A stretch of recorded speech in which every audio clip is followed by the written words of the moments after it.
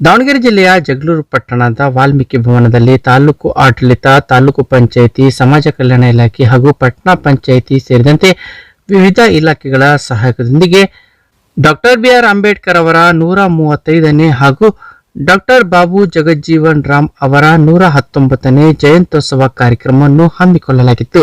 ಇದೇ ವೇಳೆ ಶಾಸಕ ಬಿ. ದೇವೇಂದ್ರಪ್ಪನವರು ಕಾರ್ಯಕ್ರಮದ ಉದ್ಘಾಟನೆಯನ್ನು ನೆರವೇರಿಸಿದರು. ನಂತರ ಕಾರ್ಯಕ್ರಮವನ್ನುದ್ದೇಶಿಸಿ ಮಾತನಾಡಿದ ಅವರು, ತಳ ಸಮುದಾಯಗಳು ಸಂವಿಧಾನಬದ್ಧ ಶಿಕ್ಷಣದ ಹಕ್ಕುಗಳನ್ನು ಸದ್ಬಳಕೆ ಮಾಡಿಕೊಂಡರೆ ಮಾತ್ರ ಸಮಾಜದಲ್ಲಿ ಮುನ್ನೆಲೆಗೆ ಬರಲು ಸಾಧ್ಯ ಎಂದು ಕಿವಿಮಾತು ಹೇಳಿದರು.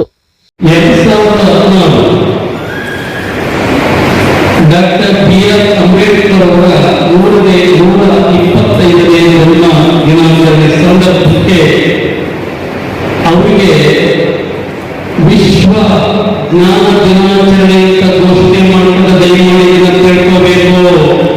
ಬಹಳ ಕೇವಲ ಕೆಳವರ್ಗದವರಿಗೆ ಧ್ವನಿಯಾಗಿ, ಕೆಳವರ್ಗದವರಿಗೆ ಕಣ್ಣಾಗಿ, ಕೆಳವರ್ಗದವರಿಗೆ ನೀರಿನಾಗಿ ಮೀಸಲಾತಿಯನ್ನು ಕೊಟ್ಟು ಸಮಾಜವನ್ನು ಕಟ್ಟಿ ಬೆಳೆಸಿದಂತ ಒಂದೇ ಕಾರಣಕ್ಕೆ ಅವರನ್ನ ಮೂಗು ನೋಡಿಕೊಂಡು ನೋಡುತ್ತಾರೆ. ಆದರೆ ತಾಯಿಯರಿಗೆ ಹೇಳಕ್ಕೆ ಬಯಸುತ್ತದೆ.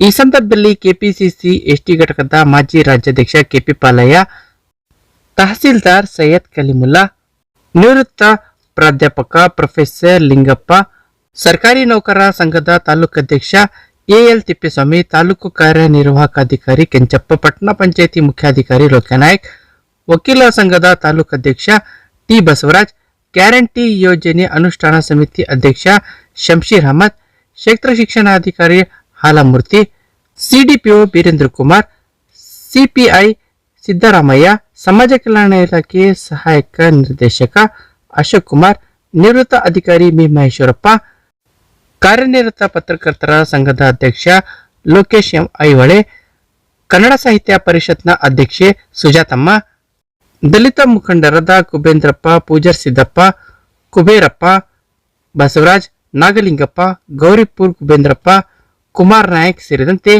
ಸಮಾಜದ ಮುಖಂಡರು, ವಿವಿಧ ಸಂಘ ಸಂಸ್ಥೆಯ ಮುಖಂಡರು ಮತ್ತು ಅಂಗನವಾಡಿ ಮತ್ತು ಆಶಾ ಕಾರ್ಯಕರ್ತರು ಸೇರಿದಂತೆ ಮತ್ತಿತರರಿದ್ದರು.